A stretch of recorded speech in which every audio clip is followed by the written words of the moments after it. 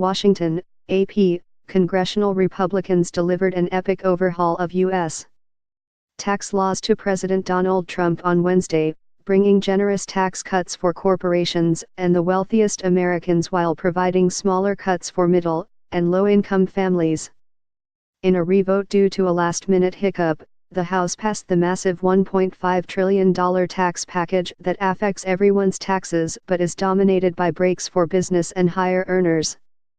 Democrats call the legislation a boon to the rich that leaves middle-class and working Americans behind.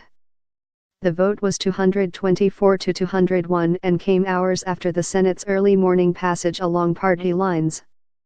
It is the first major overhaul of the nation's tax laws since 1986.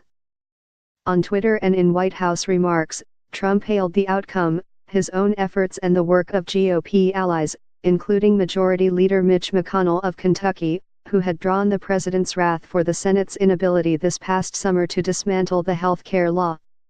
"Our team will go on to many more victories," Trump tweeted. Congressional Republicans have cast the bill as a blessing for the middle class, an argument they will stress in their drive to hold onto their congressional majorities in next year's midterm elections. But one comment by Trump could complicate their messaging. In praising the bill, Trump cited the deep cut in the corporate tax rate, from 35% to 21%. "That's probably the biggest factor in our plan," the president said at the White House. Within minutes, during House debate at the other end of Pennsylvania Avenue, Rep. Richard Neal, D-Mass, jumped on Trump's remarks, calling it proof that Republicans were never interested in passing meaningful tax cuts for the middle class. The Senate used a post-midnight vote Wednesday morning to approve the measure on a party line 51 to 48 tally.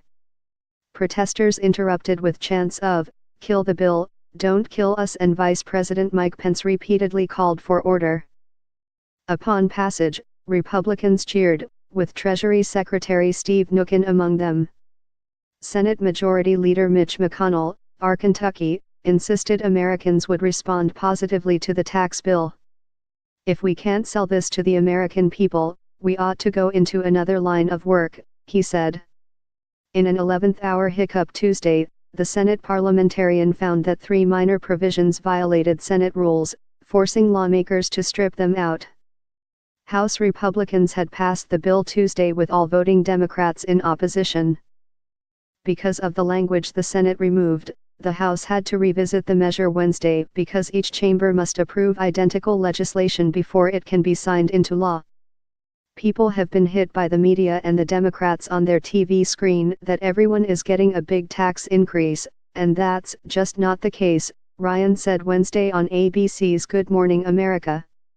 Starting next year, families making between $50,000 and $75,000 will get average tax cuts of $890, according to an analysis by the Nonpartisan Tax Policy Center.